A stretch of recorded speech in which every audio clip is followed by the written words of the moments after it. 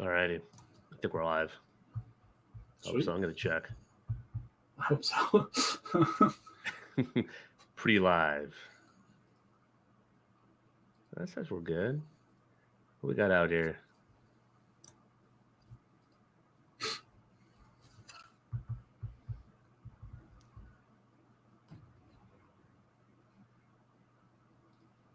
Looks like it still might need to come up on. Okay. I'll say I don't see anything happening right now on my side. Like it says comments. I don't see any of my comments. I didn't plug in. It just started loading on Okay. here. Cool. We got a couple people here. Give it a second. Keely, how you doing today, man? I'm fantastic. It is a nice snowy day here in Chicago. Oh, nice. Nothing to do but stay inside, have coffee, and talk about sales. Exactly. 1 week before Christmas, too. The perfect time. Exactly. This is the perfect time that we talk about this stuff, honestly. If you think about it. You know, prepping to next year. All the standard sales cliches apply right now, right? Because it's how we deal with maybe prospects and people not responding to us right now. Even candidates have gone dark a little bit. They're like, nah, enough, no mas. Right. Next week's only gonna be like 10 times worse. Yeah. So it's a recap: what worked, what didn't work this year, and that's why we're going to talk about sales approach. So I see a few people jumping in. We can probably get started. Cool. All righty.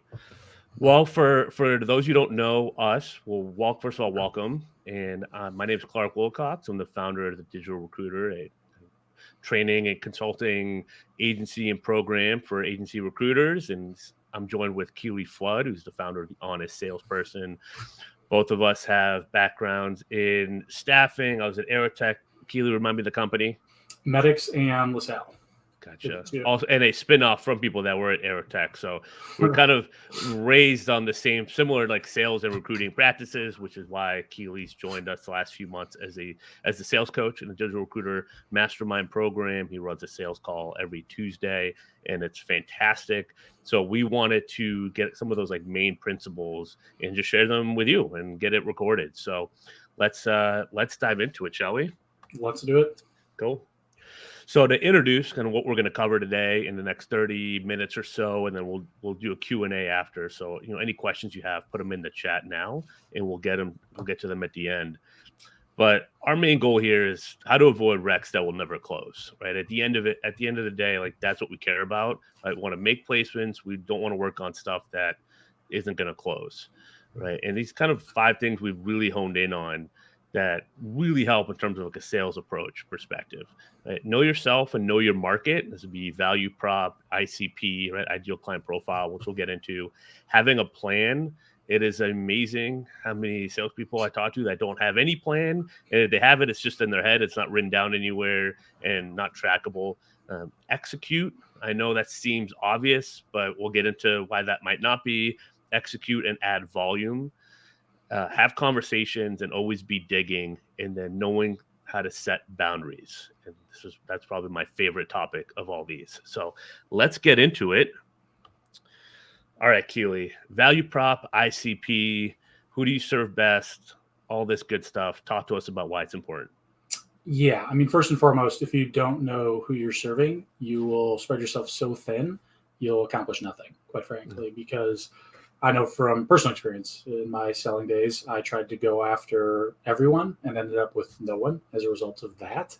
And so knowing who's my ICP, and that changes for the vertical you're in, the market that you're in, the roles that you fill, it's really something only you can figure out yourself. But what's important is once you do hone in on who that ICP is, 80% or more of your business development time should be focused on that exact market, because those are the ones who will resonate with what you're posting, obviously on LinkedIn. You'll understand their problems inside and out. And when you're getting curious, right, what I think a lot of people miss early on is that curious part. Everything you learn along the way from one ICP is then transferred over to the next meeting, to the next meeting, to the next meeting. And always be learning is another phrase I like to throw around a lot. If you're doing that, you're only going to continue to make yourself better at your job, which in turn allows you to be better at helping your ICP in the long run. Well said. And I think the get curious is huge. recruiters are always asking me, well, like, I can recruit anything, or they're saying I can recruit anything, asking like, what should my vertical be? And I think some of the exercises that help, like, look back at your past placements, look back at clients that you've worked with, that you signed and maybe didn't work with, right? Where is the ease of the conversations? What are the industries, the managers, departments, that the candidates that you like talking to, right? And double down on that, right? Where were you able to have some wins, have some successes? If you're newer to the industry, right? What industries do you know a lot about, right? Were you a former nurse or a former lawyer, right? And you go in, if you're an ex-lawyer, I would go into legal staffing, right? Kind of niche down there and not go after construction, right? I mean, it's just keeping that part simple and just looking back at what evaluating your strengths, doubling down on that, because it is so competitive that being clear on what you bring to the table, what your strengths are, where you can win, where you can add value to your market, and then getting to know them. That's just going to build that confidence, right? Knowing the pain points, their day to day. What do they not know? What are the opportunities? Just really listening. Like that's where you see, and it can be a working ICP, right? A working value prop, right? It's not something that's like just set in stone always on day one, right? It can evolve. And as you said, 80% of your time should be spent there. And maybe that 20% is kind of right outside of it. And maybe you're able to establish new markets and all that, but it shouldn't be all your time. Right. The other thing I'd add too is it builds trust, right? Like imagine sitting down with somebody and they understand your problems before you even have to really explain them to them. Yeah. You immediately develop more trust in that individual than someone else who sits down and they're a jack of all trades, but they're not a master in your area. It can be a little off-putting for them, and it might take a longer time to build that trust as well. It's because we always say, like, your best clients are going to come from people that probably have already worked with agencies. So why are they coming to you? Because that agency isn't coming through. Either they're not finding candidates, or they don't know the industry or the department, right? So this helps you kind of stand out. That also kind of leads to better fees and all that good stuff down the road, right? So again, that's why we always push it, because really, if you put yourself in the hiring manager's shoes and how they're going to come to you and how your ideal client's going to come to you, they probably already worked with the agency. They just need a better experience and a better agency, right? And this is one of those ways that you can constantly kind of refine your game, and you're in control of this process. 100%. Yeah. And that's being in control is a big piece. And I think we'll touch on that in a few slides too. Yep. All right. I know this is your favorite topic, Keely. Make a plan and execute. We talked about this. When we were in staff, we had to create visible plan, right? January was always like who are your target accounts this year? Who are you going to go after? What's your revenue goal? All that stuff. And I remember not really taking it seriously the first year or two. And then the year I actually did, and I honed in on my skill sets, the target accounts, everything was visible to me and my team. Not surprisingly, we 4X'd our recruiting desk over the 4 to 5 months. It was crazy. Like, it's just so obvious looking back, but it can be tedious, right? Because we just want to be on calls as producers, and it can seem tedious. But yeah, I mean, talk to us about this and kind of why it's important. I mean, the quote that always comes to my mind when I read stuff about plans is a goal without a plan is a dream. And that's something I'm always reminded of as well, because you might have a dream, let's say, of landing 10 new clients next year. But if you don't have any executable steps along the way to get to those 10, I'm going to pretty much say it's going to be impossible for you. But if you break it down and do some of the things that we have here on the slide, such as doing the market research, identifying the right targets, right? We're in staffing, we're in recruiting. There's a lot of options out there in terms of the targets you could be going after, but spending the right time with the right ones present the highest ROI for you. And that's important as well. And then your outreach strategy too. I wouldn't say it's my favorite thing to do. I hated doing it, but it was so beneficial putting together a territory plan, having my account focus plan, right? Based on each company I'm going after.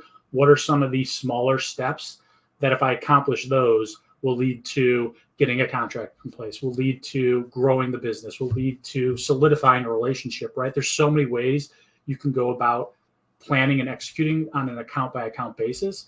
It is time consuming, it's tedious, it's time consuming, but that's why this is probably the best time of the year to do it, right? Next week when no one's picking up the phone, that's when you do it, because it will pay off big time in 2024.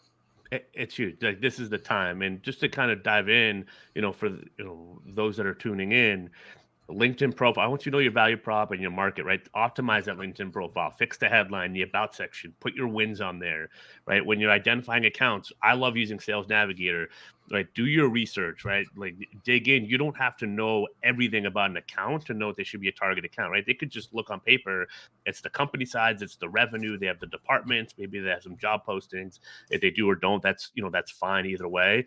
But they're kind of in the wheelhouse of clients that you've worked with before that you want more of, right? Build out those lists. You can get all your leads from those account lists. Right? You can do outreach on LinkedIn. You can sprinkle in automation, right? When you've done the right work, it's not spray and pray. It's really targeted. You can have some automation, and then you can, get calls and emails. You can, get numbers and all that, and kind of really have like a LinkedIn and then an email and a call, a multi-channel strategy there, right? Kind of really plan that out and plan out that day to day, and where you're going to be and where you're going to live, right? That is huge. And if you're doing all those things, I mean, you're going to be so far ahead of the game, right? And then with the tools, again, caveat with any automation tools, email, LinkedIn, whatever it is, just again, be careful, especially with any extensions and all that stuff. Like, know what works for you, right? And know what you're willing, to do. And if you don't know, like, go seek help and advice and coaching on that, kind of how to approach any kind of technical strategy there. Yeah, automation's great, but if your messaging, your targets aren't the correct ones, or you're automating bad messaging at an even faster scale. And Yeah, people say automation doesn't work. It's like, well, it's the spray and pray doesn't work, right? We all are getting the messages on our inbox. It's because people haven't done any of this. They haven't figured out their value prop, their ICP. They haven't made an intentional plan, so they're just spraying and praying, right? And it's hope is not a strategy type of situation. So. Right. It helps too when you identify the targets, right? You can segment it down to the point where your messaging is relevant for each subset of groups, Yep. and that hits home versus the spray and pray where, yeah, maybe 1 out of 100 hits home, but do you really want that batting average? Probably not. Right. You're just going to burn through a ton of leads and kill your reputation. Yep. All right. This is a meaty slide. There's a lot going on here. And this is when we're starting to get into the really good stuff. So have conversations, persist, and dig. Quality pipeline of convos equals better clients. Now we can kind of go through some of these, Keely, but what are your thoughts here? Yeah, I mean, the first thing that stands out is the 5 to 12 traditional touch points to get a meeting. I think that number only continues to increase year over year. What is scary is on the flip side, from the seller's perspective, the salesperson, most reps give up on the fourth touch or less. It's something like 90% of reps give up on the fourth touch. And as you can see here, 5's the bare minimum nowadays, probably even higher, honestly, as we keep moving forward year after year. So you need to, going back to what you talked about the last slide, you have to have those cadences. You have to have that plan, right, built out before you even do step one. Because if you don't have it built out, if you aren't sure what you're going to do with your next step, you're just winging it. And we've all been there, right? When you wing it, it can be hard to be creative, come up with new things in the middle of a busy work day. But if I know, hey, my traditional touch point, it's a 9-touch sequence, touch 7's this, touch 8's this, touch 9's that, it takes away some of the thought and decision making you have to do throughout the day. You can simply just execute at a high level. Yeah, I think removing the thought is such a key one. That's why I love being able to just, I have the profile. I know for me, I post, content, right? That's the social media piece. Like, that's amplifying the efforts, right? I'm making my connections every day. I'm sending messages every single day, and I'm able to amplify with social media. And that is huge, right? Because it's so hard to build trust. I mean, you wake up this morning, how many emails did we all get, right? How many emails did we get the Thanksgiving week with Black Friday, Cyber Monday? I mean, email is impossible. And then you got new regulations coming up in next year with like Google and Yahoo and all that, right? They're really going to come down on those domains, right? Like, you got to get creative. You got to be intentional, but you also got to know recruiting is about timing, and only 2% of the prospects are ready to buy now. So I think that the reason people are doing spray and pray, because they know that stat, but is the best way to get to that 2% to just mass blast everyone, or is it to be more intentional and strategic? And I know both know what works, and it's just to do the work on the front end is a lot easier on the back end, right? To get these great clients. I mean, this is a huge piece of it, and this is one of the I think one of the biggest things that kind of that switches everything, especially kind of knowing when to dig, right? Knowing what like when to kind of infer, you know, if they kind of need some help hiring, and if you see job postings that are open for longer than 30 days, right? That's traditionally one that we always know, like they need some help, right? And kind of be able to like to dig and play dumb, kind of picking up on their tone, right? Determine the urgency. Like I don't know if you want to talk about that a little bit, because those are pretty big ones we talk about week to week. Yeah, I think if you approach any conversation with the mindset of, hey, I'm seeking to be curious, right? I'm seeking to learn. I want to understand what's going on. It allows you to pick up on things like, as you had on here, right? Things around their tone, around their urgency. I just know from my own personal experience when I would go into a meeting or on a call with someone and think, okay, I gotta get the role, right? I gotta sell. And I would miss things. I'd miss a lot of things, right? Where maybe they hinted at another group that was experiencing hiring issues, but I was so focused on them and their specific needs, I didn't dig in on that. Or they're talking about some sort of upcoming organizational change that could lead to more hiring or reduction in workforce, whatever it is. The point is, though, if you're going in and thinking, I want to be curious, I want to learn, you will pick up on the things like, hey, this is a spot to dig because based on their tonality, based on stuff they're asking me, it's an opportunity for us to go down this rabbit hole together. And then other times too, you just avoid it and go back to maybe the topic at hand that you came to speak with them about. Yeah, that's exactly, and I think that's where people, when they get replies in the in LinkedIn inbox, it's like, well, what do I say or say the perfect thing, or they end the conversation versus just always, asking a question, right? Like if they say, oh, we're not hiring right now, but then you go to their LinkedIn page and there's 50 job openings and they just posted them. It's like, oh, so I assume that you filled that software engineer role or that sales role. Like just knowing how to like ask those key follow-ups and not just letting them end the conversation. Because for the most part, everyone's gonna try to give you the Heisman, right? Like it's like one of those, Yep. like to kind of block you away and gatekeep. It's just dig. Like it doesn't have to be this whole long paragraph, right? You can be short, you can be concise, and just that's when you infer of like, I don't know, like they got a lot of job postings. I'm not sure that they're not hiring right now, right? What they're really saying is like, well, we don't want to deal with, I don't want to deal with talking to you or another agency, right? Because maybe they've already dealt with them and they haven't worked out well and all that. So again, that's where profile and content really, really help, and the profile really sells it. As keeping, making you look like the expert. But that's like those are kind of the things that we're talking about, right? And as you kind of get to the follow-up cadence, like those are things that you're always looking for, right? Are they start hiring again or different departments, right? Or kind of just checking in on like, a few weeks later, hey, were you guys able to kind of fill that role? Right. Like if Yep. not, like I did talk to someone that's amazing and it made me think of you, right? And that role, the software engineer role that you had open or whatever, right? Like you kind of pick up on that intel and it gives you what you need. It gives you that information to be persistent and to kind of know when to dig and how to dig versus just like, hey, do you need a recruiter? Or like, hey, we can work on that role. Right. And then it's just like, Yep. all right, well, what's your fee? And you do all that. It's like, all right, it's going down the transactional that road that like we all kind of hate. Right. Yeah. We've all been there, but Yeah. like, is that where we want to be? Probably not. No. And I think a key point you made a moment ago too is around the questions is to ask open-ended questions because Yeah. we're all prone to asking the yes or no's. And that is one of the fastest ways to kill a conversation.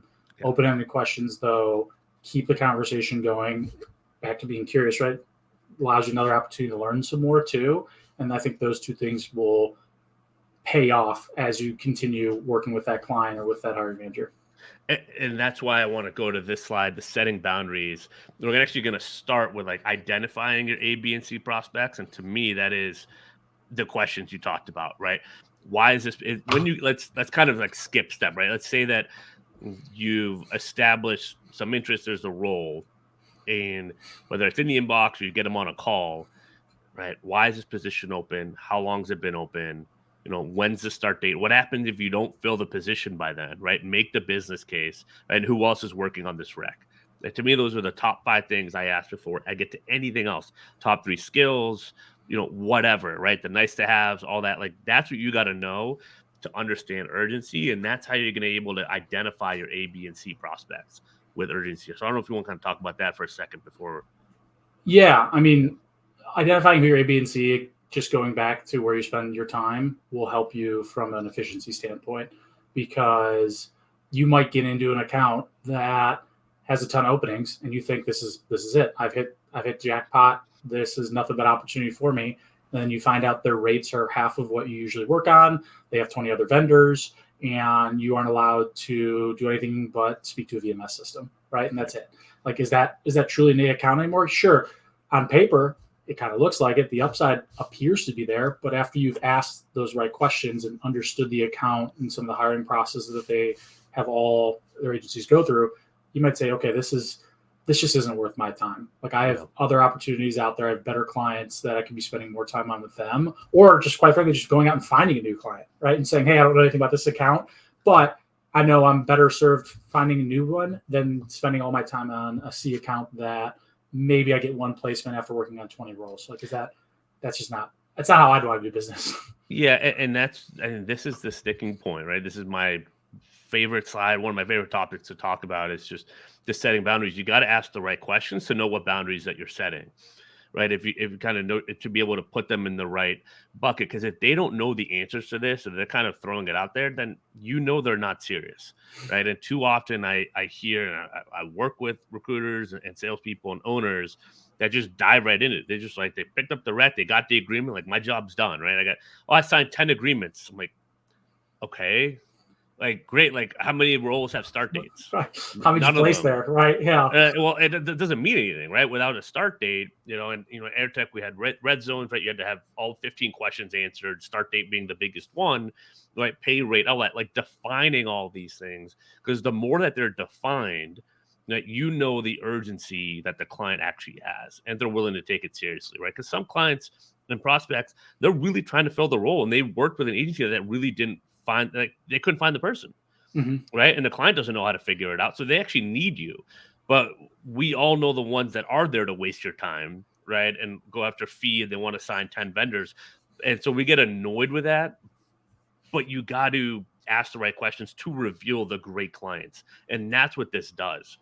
Right. It's giving that abundance mindset, right? And knowing, like, that's why we have to have volume, and we keep going after it every single day, and having that discipline and that patience to have a good call and a good interaction. And then when you have it, it's like, you're like a cobra, like you're ready to strike, in a sense. Right. And like, your best targets will respect your approach, and they're going to be excited by your approach, because you're going to come across like an expert and actually know what you're talking about, and asking the questions that no one else has asked them. And it's going to give them hope that you're actually going to be able to figure this out. And that's why those are the people that, when they do that, they always end up raising their fees. Because when you do that, people then and clients are able to, like, yeah, I see the value of paying 25%, 30%, right? Or whatever the increased number is from what they're used to, because you're actually solving the problem and you're making the business case. I would say with mechanics at Aerotech, I knew if a machine was down, there's one company, it was costing them, $10,000 an hour. How long was it down? Well, it was down for 10 hours. So you wasted $100,000 in a day on that. Like, they didn't care that I was charging them 85% markup on a mechanic, because it was like no difference, because they were like, yeah, we just need a great mechanic in here to make sure this doesn't happen, right? So make the business case. Your best targets will respect you, and the worst ones that can't answer these questions or don't want to, they're going to go away. They're going to reveal themselves. And, like, again, that's you controlling the process. And that's like one of the themes. Like, you have so much more control over you have full control over your approach, right? Yeah. And not, like, giving up. Right? And then there's such an amazing domino effect with great clients and hiring managers, but also if you have recruiters, your recruiters are going to thank you, right? Because you don't want to waste their time. That's super valuable, right? On talking to candidates and roles that are going to go away or that you lose out on, because then they have to have those conversations with candidates, and that's awkward. So, like, you control that here, and it makes everything easier on the back end, and you remove so much wasted time. Yeah, I mean, there's nothing worse than having to tell a candidate the role was gone because I, as a salesperson, didn't ask the right questions early in the process to understand the urgency, the commitment, the want to, so to speak, from the client side. So yeah, that's a great point. And I'm a big quote guy too. And back to the thing about questions. I don't know where there's a book I read recently, but it's great answers stem from great questions. And so if you're going and asking those great questions, you'll get the great answers. The ones that you're referring to will come out naturally from the conversations you're having. Exactly. So to recap, I'm getting great clients. Know yourself and know your market, right? If you got work to do there, do that work to figure it out. Get on the phone with them And we did mention earlier, but don't be afraid to talk to candidates. A lot of people starting in sales or getting into sales, oh, that person's just looking for a job. Talk to them, right? We covered it, last week at 360 calls. You can get, leads from candidates. You can, help candidates out with their LinkedIn profile. How are they going about a job search? All that. Especially if you're talking to hiring manager level candidates, they're going to remember you in the long game, right? And if you're in recruiting and you are all in recruiting, which is one of the big keys to success, is like really being all in, not just dipping your toes into this, but being all in, and your clients and your prospects, everyone's going to resonate with that, right? That you're taking this seriously and that you're knowing more and more about your craft, right? You take pride in that, right? Do that, right? Go all in, and then you're going to be able to get a ton of intel, right? Getting leads from candidate profiles, potentially references. And again, the same approach, right? Serve them, help them first, but hey, I wouldn't be doing my job if I didn't ask, like, how do you guys go about your hiring, right? And it can be simple, like tone shifts like that. Doesn't have to be so direct, and you can kind of be yourself and just be inquisitive, without being salesy, right? Right. Like that'll be huge. Just trying to help, wanting to help, right? And that's what it comes down to. If you want to That's help, it. people want to help you in return. Yeah. And our industry is unique in that aspect because the relationships can last years, if not longer, decades, right? I'm sure there's some people that have had that decades of relationship. Some that started out as a candidate or a hiring manager, and they went in with the mindset of, hey, I want to help you out. Yeah. And from there, it spawned into years and years of working together. Yep. I remember in my first, like, few years ago, the first outreaches we did for my first clients, Tara Rochelle, and she was just, I'll talk to, I can talk to everyone. Like, if she's a medical device, and she talked to a lot of VPs and all that. I think a year later, 3 of them all in the same month came back and were like, "Hey, I got a new role. I remember how you treated me. Like, I want to work together." And she got 3 clients in the same month from that initial outreach, like 14 months prior, right? And it's Yep. like just having that patience, having the discipline, treating people the right way on the phone. And there are so many ways that you can add value, just to clients, to hiring managers, candidates, just with what from the day to day of talking to the market, right? Like there's so much value because people have been asking, well, what if it's on like a straight rec call? It's like just dig in and just like you're a hiring expert, add value there. A lot of people don't have time to brush up on their resume, their LinkedIn, and just kind of know what you know. You kind of give value, and then when it comes time to kind of dig in, and you kind of ask for some leads, or how'd you get that job or this job? Oh, was it through an agency, right? You kind of just have that kind of natural back and forth.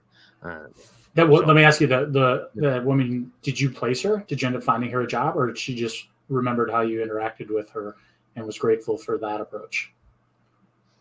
for who? For the example you just gave, you said she had a good Oh, that experience with was you. that was a digital recruiter client. Okay. So we Yeah. got her LinkedIn, her outreach, a profile, everything set up. So we were helping get her in touch with our market, right? Getting her Sure. more qualified clients.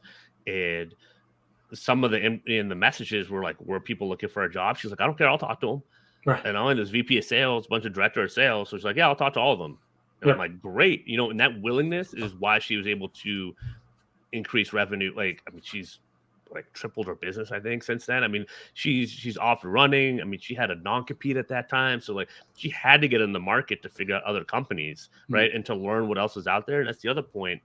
I know we're kind of just riffing a little bit now, but like that was huge. Just that willingness to dive in and get to know her market and the people in her market. She knew she would get enough intel and business development leads and everything else, but still was able to treat candidates the right way. I mean, they remembered her and left an impression that they came back to her a year later. Yep. And that was the point I was trying to get Yeah. to, is that, at least I know from my own experience early on, I thought, hey, if I didn't place someone for a job, why would they come back to me? Did I help them in any way? And that was a very small-minded approach, is what I realized. You can help out, the example you just gave, in so many ways, with resume, with LinkedIn, with just understanding the job market in general, right? There's so many ways outside of, hey, did I find you a job, that you can help someone out, that in turn they'll remember, like you said, a year later, because of how you treated them as a person, not as just some name on a resume that you're trying to place at a client. Yeah, and it goes for everything, right? Even managers that are struggling, they're finding, struggling to find a candidate or whatever, just like digging in, what are they doing? Like, figure out what they've been doing first. Get curious in the inbox. You don't have to kind of sell them right away. And if you have like an initial approach that's getting curious, don't then immediately flip that when you get a response. So like, well, yeah, we could definitely work on that. Like, this is our fee, yada, yada. Just like patience, right? Just like let the conversation develop. And you're going to have to get comfortable with having 30, 40, 50, 60, maybe 100 conversations like that, where you're just kind of letting it flow in a sense, right? And not getting too antsy, but kind of knowing like, hey, we could talk about this. Like, or I'd be happy to give you some insights and kind of show you what's worked and yada yada. And just kind of have that confidence that it can lead to a good rep. Don't just try to get a rep, but like, how can I lead this to get like an amazing role that I know it'll close? There's gonna be a lot of clarity on it. And it's just like having that patience is really key. I know it can be hard depending on where you're at in your recruiting business, but like that approach pays off quicker than you think, right? Because then you have dozens of people like that, and then a few of those are going to end up being great clients. Yeah, well said. I would rather have a few great clients than many not so great clients. Exactly. Steve said, "Great questions make all the difference." Ron, great questions set your firm you apart. Absolutely, Ron. Absolutely. Yeah, asking great questions shows that you know your market, right? Like if you're asking surface level questions that ChatGPT told you, sure, it's great now. But if you're asking second, third level ones, that alone is a differentiator from some of your competition. It makes an impression. Yeah, It does. the point. Smaller skills be much more beneficial. On the flip side, too, I'd have to say that added that is also it's okay to say you don't know the answer to something. Like it's okay to admit you don't know everything. I think that's also refreshing for clients, candidates, everyone to hear as well, because we're not perfect. We're not robots. We try to do our best, but we still make mistakes, and we don't know everything that's ever happened in humankind. So come out and just say, I don't understand that. Can you help me understand a little bit further? That could be refreshing for them to hear. Yeah, absolutely. And John brings up a great point. Not always going after the huge companies, right? Small to mid-size can be a sweet spot, especially for a lot of people that we talk to. The bigger companies can have a lot of red tape. So if you're trying to get into small mid-sized companies, and find that sweet spot where you can have access, you can get agreements signed, you can get things moved along, but they still have the budget. Right? That's a huge one in terms of finding out your target market. Yep. Let's see. It says hardest obstacle in recruiting for me has been diving straight into sourcing rather than qualifying the rec with the clients first. Been a difference in closing a job order within a week. Yep. I mean, huge in time allocation. It's so easy to get antsy and kind of want to show off your skills. Yeah. You get excited. You're like, hey, there's opportunity, right? Like, absolutely. I want to fill it. Absolutely. No, that's it. And it can happen. But like just having that patience in that critical moment where the client just because most of the time they don't know anybody, they're going to kind of just push it along as a transactional deal. They don't know all these things that you can do and you can find these people and yada yada. Like that moment where you're kind of doing like the discovery call, the intake, like that's when you set the tone for how easy or difficult your life is going to be with them in days and weeks and months. And like that's the time, like I tell most people, that's when to slow down. Like, and all the top of funnel stuff that we teach, it's so that you could spend more time in those critical moments closer to the money and really take advantage of it and not blow the opportunities that are amazing. Because that's also the thing is like how many times, and we all look back like, man, I blew that conversation or I blew that meeting, right? Because I wasn't prepared or didn't have the plan or didn't have the discipline and the patience. And that's the thing. Like, it's like, oh, I want to get more leads. It's like, well, what are you doing with the current ones now? Right? Like, that's the first question you should be asking before like wanting to get more leads. Like, are you doing everything you can to like have quality calls, right? And not rushing to, something like Bradley said to sourcing, but really just like taking the time, the discipline to be intentional about this and prioritizing with your client and your prospect, like how important this is. And that assuming and inferring they probably haven't gone through this with any other recruiter before, but like this is what's going to get them the different result. Mm-hmm. How do you construct cold emails? I come as a free logistics, my niche. Well, because cold email is brutal. To be frank, I don't touch cold email. I touch warm and follow-up ones and everything else, but cold email, I've tried it, in the agency where I worked at before, we did some of that.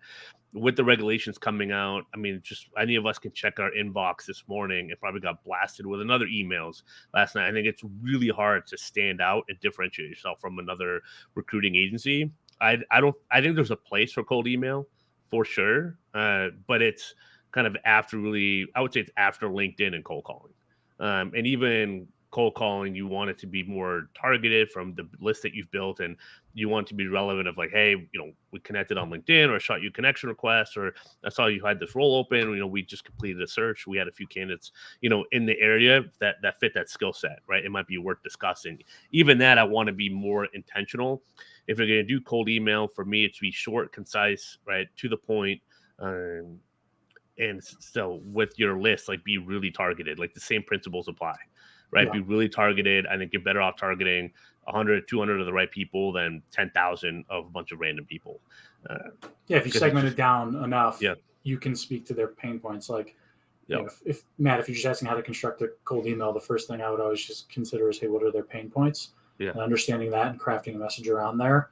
And if you want to do a little extra digging, you could look into some copywriting frameworks. One of my favorites is pain, agitate, solution. It's PASS formula. As you kind of can tell from it, pain's the first part, agitates, and then the solution would be obviously what you bring to the table as well. But to Clark's point, right, segmenting it down, making sure it's the right and relevant people to send the cold emails is the first place I would start. Yeah. Well, and then Matt followed up by saying all his business coming through LinkedIn, so I should stay there. I'd say, Matt, if you're not posting content, that's a huge opportunity for you. If you're already getting clients from LinkedIn, right? Understanding what are their pain points, listening to all the conversations you're having with them. What are your hiring managers? What do they not know about recruiting? What insights? What are the pain points to day to day? Really crafting that storytelling. You could check out the live I did last week with Kevin Logan. We really went in. I kind of had to leverage content. So if you're getting clients from LinkedIn, double down and triple down on LinkedIn, and then I would even probably look at where's some follow up, some email, maybe responses you're not getting, and that's who I would follow with email, and that's who I would follow with cold call. Right. But I think the time and effort that cold email takes for the quality of clients, and that's the other thing. I rarely hear people being like, I got an awesome client through cold email.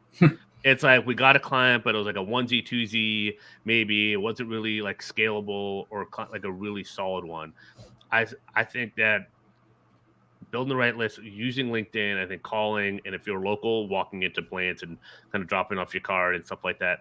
That seems to be the best approaches, because email is just so cluttered. I think there's a time and a place, but prioritize LinkedIn first for sure. Get the absolute most out of that, especially if you're already getting clients from there. Like, you don't have to reinvent the wheel. Yeah. You just have to double down on it.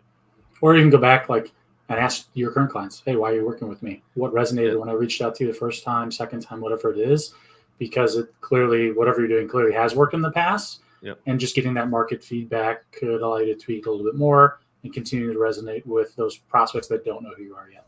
Absolutely. Let's see. We got a good one for Keely here. How can you get more clients in healthcare staffing? Anything to consider?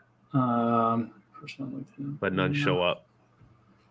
Well, it's because you're the healthcare. Yeah, I'm trying to think, why are they not showing up? That's like a whole other topic, I feel like, where how are you setting, how these meetings get set up, right? What's the agenda? What are they expecting when they come to the meeting? What is your process between when you set the meeting to when they actually show up? How far apart is that between the time of agreement to actually having the meeting occur? I think there's some studies show, but it's basically like every day you add on further and further, there's a higher probability that they won't show up or cancel on you as well. I can't. Yeah, how do we get more clients? I'd have to know more. Yeah. I would say, without knowing more, LinkedIn profile. That is who you're targeting, visible on your profile with the headline, with the about section. Are you showing the wins and places that you've gone before for other healthcare companies? Right, really leverage that. Are you getting them excited? Yeah, are you getting them excited to show up? I think that's what you're saying right there. Leverage the wins. They want to come and get it. They should be excited to come meet with you. And if they're blowing you off somewhere along the line, they weren't excited anymore. Yeah. What's the list that you're building? Is it too high level, too low level? The company size kind of makes sense for you to target, right? Depending on the capacity of your recruiting team. What's the messaging look like, right? It might be transactional. If they're not showing up, it means they don't see the value, right, in that time. And so really being able to build the authority and the framing and the value ahead of time of wow, I'm talking to an agency that could really solve the hiring problems that we have. That's what you want them to think ahead of time. being able to maybe get them on the Calendly and set up like workflows and automations ahead of time. Hey, this is what we're going to be talking about. This is kind of what we do well. This is who we've helped before, right? Maybe getting them a case study before the call could be huge. Cool. I think that's all we got for questions. Quick thing on the slide, we got 50% pre-order special until midnight tonight Eastern on the sales mastery, content mastery, and the bundle. Those are 50% off. So make sure to check those out. We got all the breakdowns on the processes that we teach on the sales side in the digital recruiter course. We got all the stuff on the content side as well, and really be able how to kind of link and have those work off each other. So check those out. Those modules are going to be released this week, and those come with a coaching call on each side. And for the content one, someone is going to win a free month of content. So that'd be pretty exciting. We'll do a LinkedIn Live and draw that probably in early January. But Keely, appreciate you being here, man. This was fun. Yeah, this was a lot of fun. Appreciate everyone with all the questions that were asked. I think they're great. I love engagement. It makes it a lot more fun than just me and Clark standing up here talking to each other. Talking sales on a Monday at lunch. I love it. So, well, I know we'll be doing this again. And yeah, appreciate everyone tuning in, all the awesome questions. And we'll see you soon. Bye, guys.